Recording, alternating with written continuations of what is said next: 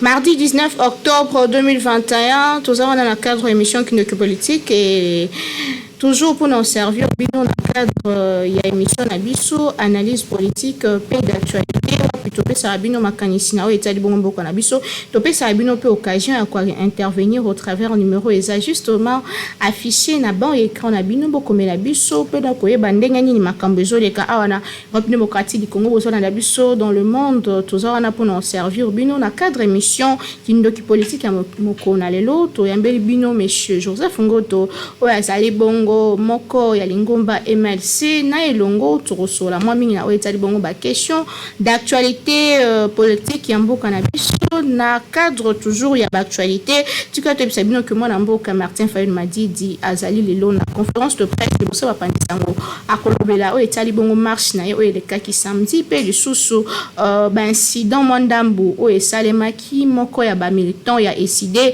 atika ki biso moko na lobby à cause ya ba affrontement qui entre ban militants et deux PSP ban militants il y a la Mouka lisusu entérinement il y a Denika Dimana équipe naye Mwambutu Mbutezo Koba ba Kambingi ba CP na ngote na ngambo ya la Mouka ba lobi za passage en force na ngambo ya FCC Lingomba politique ya ancien président de la République pe ba CP la kina ngote kasi na ngambo ya Union sacrée ba lobi que zali normal il faut que toi avancer 3 mois déjà Tozo balukesi kamoko toroyo kamakanisi ya invité na biso ya lelo sur question yango et sous toujours na cadre et actualité lobby rentrée judiciaire et Salema qui na cour de cassation le président de la République Félix Antoine Tshisekedi Tshilombo azala qui présent nini penze lobala ki wana trozongela ngo na ba image pour na koyebisa bino makambo ezo Salema awa na mboka na biso lisusu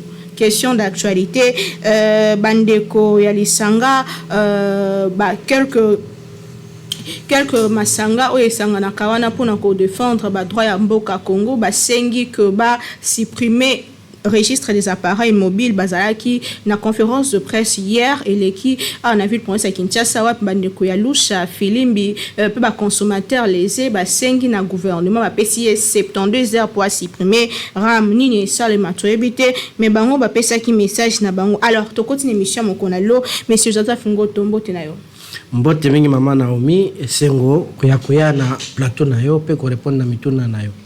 Merci vraiment toza toujours nesenga kozana on a plateau na biso lelo yo tolamba ki dernièrement qui contre politisation à CENI pe makamdenge bandaye ko kendele kasi finalement Assemblée nationale endimi ko intériné Denika Dimana équipe na ya 11 personnes lelo tangu makamdenge le kana kinyoso makanisme ezalo lenge kani il y a pas si peu mawa parce que j'ai comme l'impression que Congo temno sigato kendete to tirera pe ba leçon ya passé té donc attaque état on dit to ke kolimwa parce que ce que tu as vu que ben élection et les gars qui mis ça tu la fois passé ils là qui m'a bien makasi n'habité pourquoi on doit continuer dans ma même bêtise parce que au Salema et Salema qui samedi ils a continuation il y a bêtise wana ça veut dire bonyo ko kanate autour en ndengeneni pour organiser une élection.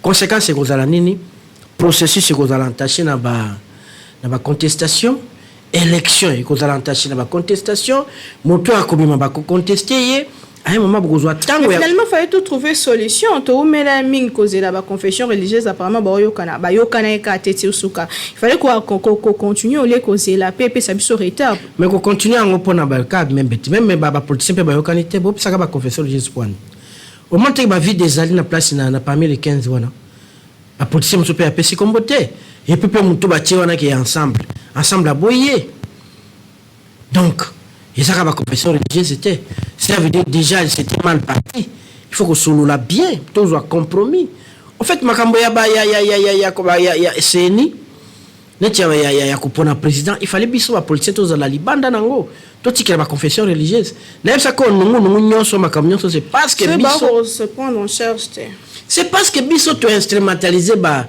confession religieuse mususu pour tika bango na mais conscience na loi bolobaki il faut ba confession religieuse eza na expérience avérée na makambo ya ba élection oyebi bo bazana expérience avérée mais bango ba utiliser bango te ni na webi sayo exact na zo parti te mais comment on utilise Dodo Kaba d'abord comment on nini comme yebanité bon mon colonie nyo ya forme ka ba témoin mon colonie to somona na processus ou ya ba église des noirs mon colonie to somona bango même église qui mangiste aka ka voter mutu et puis akeina tout le monde a une implication dans ma processus. Donc tout devait tourner autour de l'église catholique.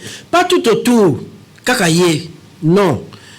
Il fallait que pour Namutoyo, à cause de la consensus. Là, quand on a quatre mutute, la procédure n'est salemi. C'est toi qui a battu. L'équipe m'a bé. Ma bé ma casse. Et c'est à niveau y a assemblée.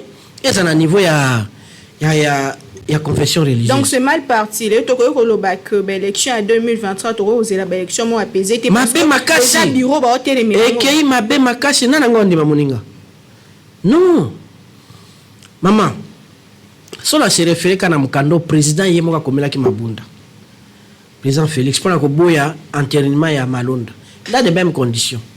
Alors bah que n'a constaté que ba église oyo ba confession il fallait signer procès verbal ba signer té.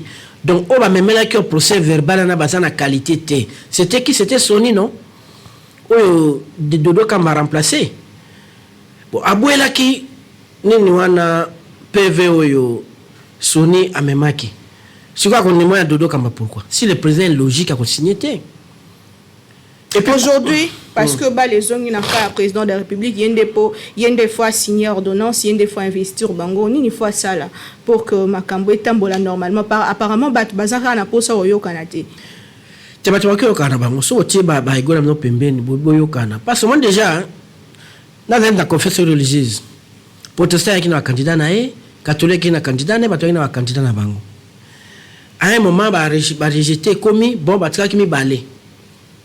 Et bien, 72 heures les sous. Catholique et protestant, qui biso to pisa so candidaté. Bien que vous pesa te boya na mutu asika, tout à ce qui a rempli critères, to bimise. Bang babi, kadima ou rien. Depuis qu'on se mona barba mutu ou rien, ya zanani. Et puis depuis qu'on se mona biso à to beta bal équipe, tout soutenir l'arbitre moko. Ça veut dire quoi? Parce que le président c'est un arbitre, non?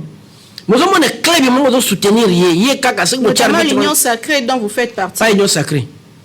L'union sacrée, tout le monde a l'union sacrée. Non, l'union sacrée, c'est non. Il y a quelques députés à l'union sacrée. Nous avons un MLC, nous avons un député. On a des députés qui ont MLC à Bini. On a des députés qui ont ensemble à Bini. Dans le intérêt, la mise se retrouver. Et ça va comme intérêt de tout le monde qu'on a repris la même chose, les mêmes causes, pour les mêmes effets. Donc, quand il y a une élection contestée, le Congo ne va pas décoller. Soit le président veut Congo continue à bouer, soit il dit non, tout élément, tout ça, tout ça, cette fois-ci, au Congo, il y a bien que celui qui est passé passe, que celui qui n'a pas été élu a préparé. Mais c'est un clairement la population, personnellement, on a reproché M. Kadimalani. Non, on a une information sérieuse. Balobi kaza très proche du pouvoir et pour les politiciens ont pression pour voter. Ils sont déjà équipés pour tirer sur l'arbitre, cela veut dire quoi? Mais hier c'était Ronsam Malonda qui était proche de Kabila. Mais c'était comme ça? C'était pas faux? Est-ce que mutu impartial wana o batwazo le kazala proche na mutu te auta c'est comment o te wana? Te bazala kana bazali. Ça na bato baza pas totalement mais ça comme na moi justice parce que yebanité batango toza to tambola kate. Vous oubliez que les catholiques avaient refusé son propre fils. Son propre fils, Maloumanu, c'était un prêtre, il est mort, père prêtre, catholique. Ils ont refusé les propres. Pourquoi? Parce que Abimi Landeng le fait déjà, il y a comme Mananziano, déjà dans la magouille, catholique, l'église doit soutenir, c'est quand même, c'est exactement comme histoire Nabiso. Mais est-ce que vous savez que n'est pas accepté Kadima aujourd'hui Esaïe des Tibozo privilégié glissement parce que ce chef de l'État a limité les lots et que photozone et la processus n'est bandé. Donc tu perdre tout le temps. Oh, 4 fois dans la émission na yo. Makama ko perdre de temps botika ko pesa la confession religieuse. Botika c'est pas honnête. Le président prêtait serment le 24 janvier 2019. En juin, après avoir convidé l'élection sur le sénateur, le gouverneur, la Sénat tenait une conférence de presse Alors, on a dit que non, on doit faire vite ça, l'élection locale d'ici décembre. Pour ça, on aura perdu une année. Tout ça, là, en 2020, qu'est-ce qu'on a fait? Na budget, on n'a pas prévu ma élection. 2020, na budget va prévoir. 2021 va prévoir rien. D'autres après, en 2022, ça va prévoir. Mais d'où vient de responsabiliser ma confession religieuse? C'est faux. Nous-mêmes, les politiciens, nous avons tiré à batterie pour l'élection. Vous affirmez que l'État a choisi la volonté de préparer l'élection. En tout cas, Nathalie budget, voter. Malgré ma propos, le chef de l'État plusieurs fois. Oui, moi je ne me fie pas à ça. Ce qu'on a un discours, un propos, Congo c'est les États-Unis. On a de très beaux discours, on a de belles promesses. Ce qu'on a les États-Unis. Moi je vois les faits, les budgets quand ça vient. C'est public, non? Les débats, ça se passe. Va voir. En 2019, Félix Akoba Kezaki était à côté de Kabila. Ok, on laisse. 2020. Covid pèse. Covid va te voir liaté. Va te voir c'est l'autre. Comment pour une élection? Bon, au Salango. Il y a une administration assez non? On pouvait donner les moyens d'administration de fonctionner. Et ça aura déjà une opération. Dans mon budget 2020, ils athées. Dans 2021, dans l'ouki, ils athées. Toi, c'est en 2022. Lui qui a l'élection, il a son nombre de deux autres, ça m'a dit que l'élection qui soit 2 milliards, 3 milliards. Et vous croyez qu'il a budget, il va prévoir, moi, je ne vais pas. Il faut tous aller honnête. Les locaux, parce que ma confession religieuse va salir une tête va faire traîner ma cambo. C'est faux. On peut même commencer à faire fonctionner la CENI telle qu'elle est là. N'a pas fonctionnaire. Ça parce qu'il y a des fonctionnaires là-bas. Quelque part, aux régions de Bateau Bazo, c'est la dialogue pour nous qui est non, le problème c'est le dialogue. Le problème c'est que Congo tozana wapi. Tozo kende wapi tolingi nini. Donc il y a une élection en 2023. Mais l'élection, après la contestation, il y aura de doute. Et maman, tout ça, le cycle de l'élection en 2006. Il y a une place de toi avancer. Tu avances wapi. On va continuer comme ça. Ça ne servira à rien. Ça ne servira à rien quand on sait déjà qui va gagner. On sait déjà comment ça va se passer. Oh. Ah mais oui. Mais depuis qu'on soit mon équipe, c'est un arbitre. Le deuxième arbitre, l'équipe a dit que Bina. Pas avec l'arbitre, on peut s'en penalty à Pamba. On peut se l'équipe dans un carton rouge, on va gagner. Donc on va émission politique on a les lotos soit dossier mususu dossier ram makambole. Mais dossier aussi c'est encore déjà. Oui. Mais oui parce que procédure ça qui m'a bé. Procédure net même dans l'Assemblée nationale. Mbata les professeurs qui se dit à sa professeur il y a droit constitutionnel pour les kabatunyoso yemo kami benga kabongo. Mais il sait qu'il y a un règlement intérieur dans bango sur l'article 50 biki.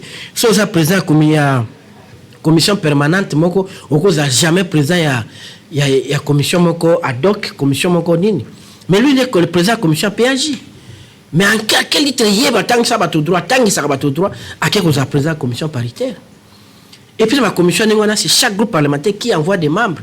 Mais le président Bosso qui dit c'est lui qui fait faire partie de la commission à Kende. Mais maman entre nous, sont déjà à niveau de dos de la batte, moi ma caméra n'est pas ma basse à mi beku, va respecter mi beku. Donc des autres, il y a terrible. Mais ce président a entériné, c'est une honte. Et puis le président quand la loi lobby, ma membre il y a CENI on a basa 15. Mais qu'on a mis 12. Surtout ensemble à contester wana. Mais quoi 11. Le président ne peut pas prendre une ordonnance partielle. Quand on a 12 membres ou bien 11 membres, non, il faut 15, donc tout ça bloqué. Il faut oser là.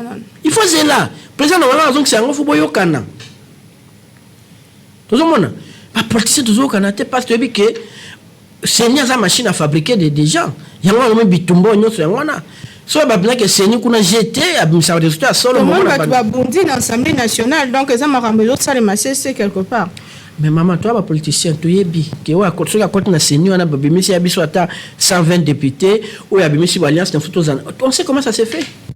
Mais discours nous on quoi muta FCC hein. Nga obenga za pesa analyse nga zali droit un peu de culture na ngai na koli na ngai ningwana na kati ya honnêteté moko nga za na école aussi ko tricher Mundele wana sango albino, celui qui a regardé chez les voisins Loba. Donc vous pensez que l'Union sacrée se prépare à la tricherie? Nabi, Topé, ça fait une raison. Ozobo sana que Moïse pas l'Union sacrée, mais il conteste non.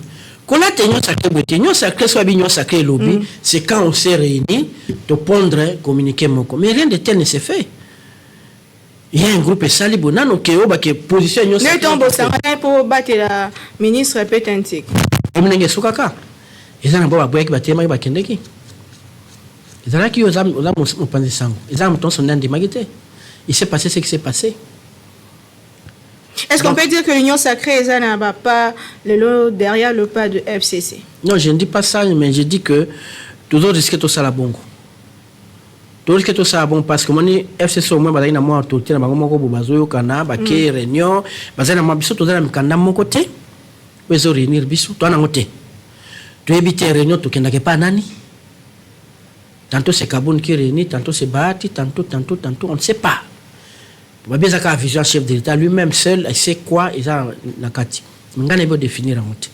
La partie dans le bien tout ça nakati, ça OK, tout ça qu'on a dedans. Mais nous aussi on veut voir clair, non? On veut voir clair. Il y a des histoires qui se passent. Nalandi batu ensemble. Bayi bayo kana kina na IDPS balobi yo ngana na poa koleka yo. Pesa ngai rapporteur. Comme ça on va poster mususu. IDPS a roulé bitoko pesa na kopesa ngote. Na pesa yo rapporteur so pesa nga rapporteur adjoint pesa nga pena poste mususu mais akona abimisi pe rapporteur adjoint pe muto ya tinda kité au moins qu'entre nous déjà on était zaté on va nous aller ça la malamute on peut se ressaisir vite même aujourd'hui mais après 10 minutes to se ressaisir tout bon ça m'a tout tambola malam mais à l'aller où vont les choses ba muso balinga osante ko nyeta baninga bangonde bana droit plus que les autres et qu'on imploser. Vous parlez de la famille politique du chef de l'État. Je n'ai pas cité, mais je crois que Baza Bazon Mona Baza Makasi.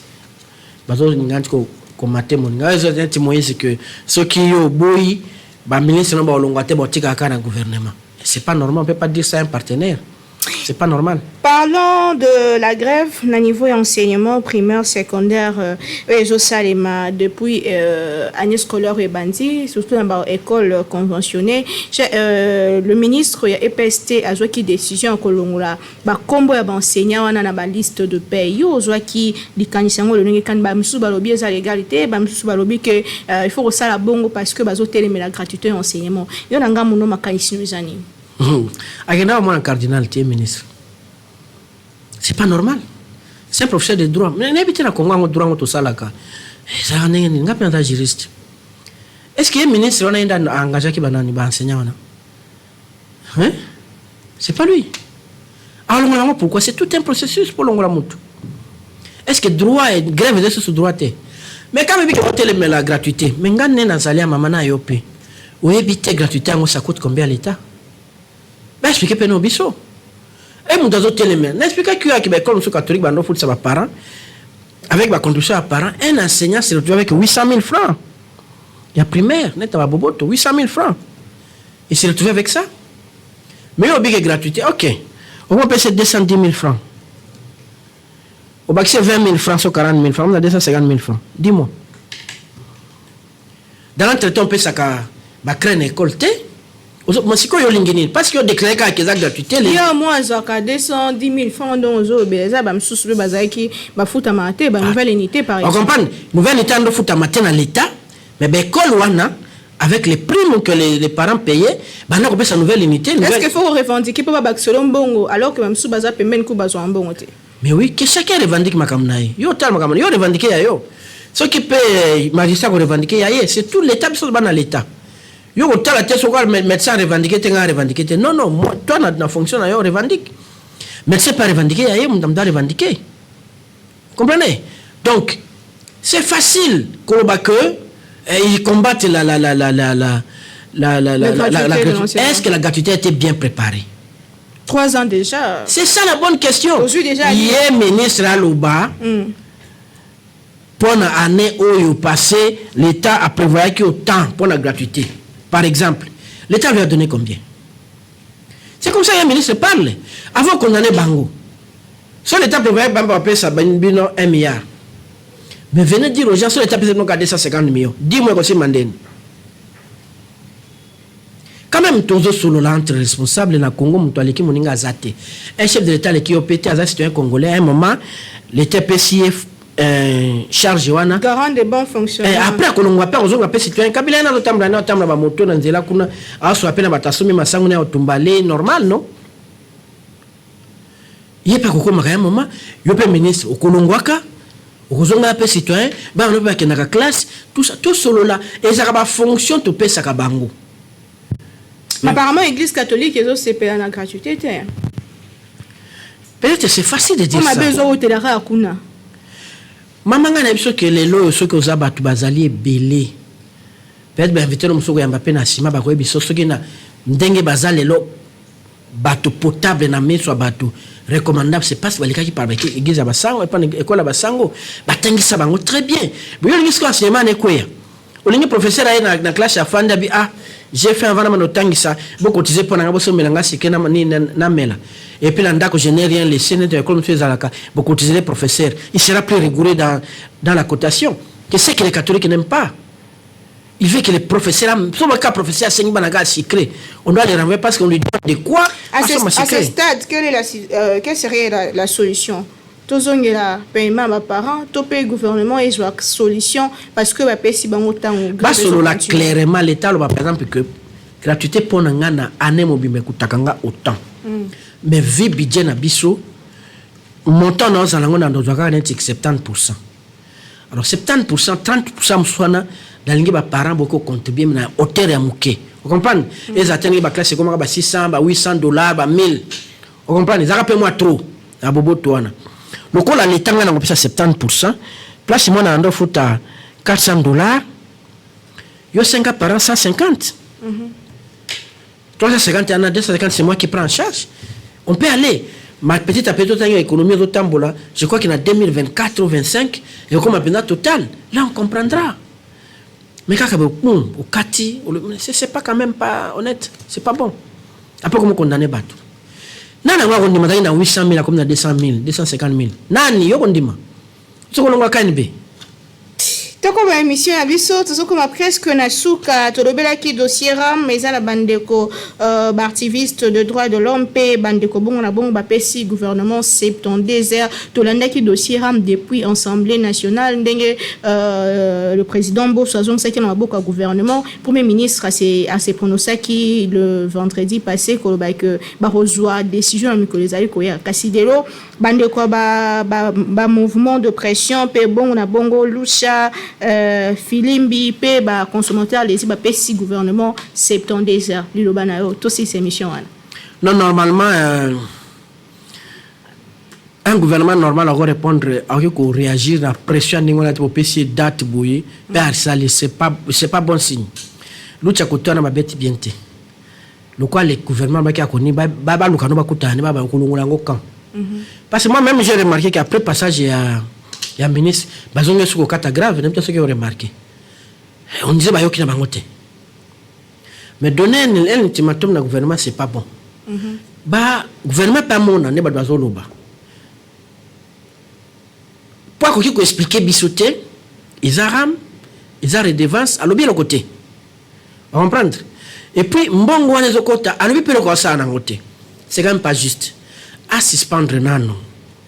À expliquer non non suspendre gouvernement oui gouvernement ok gouvernement le ministre ba qui a compétence conseil des ministres ba suspendre nano comme ça à expliquer biso très bien importance est loko wana et tu as convaincu l'importance nango to boyate et puis tu ba nene papa lo kataka biso mutachebo kataka ba ni wana loko bi toute une année kata ba 35 ba 45 ça peut aller on peut comprendre mais quand on ne nous explique pas et il fait comme dit quand même ils ont malamuté et puis il faut pousser la révolte lopi bon on est ce côté qui wapi moni nous tu peut-être ba ko qui peut-être le bon lobi ngo mais ngaso dans gouvernement na ko répondre après 72 heures je peux lui répondre après parce que j'ai l'impression que parce qu'elle va qui bon répondre avant un gouvernement sérieux ne peut pas répondre la pression des sûrement ba opé sa réponse na conseil des ministres vendredi la réponse dans les accords va suspendre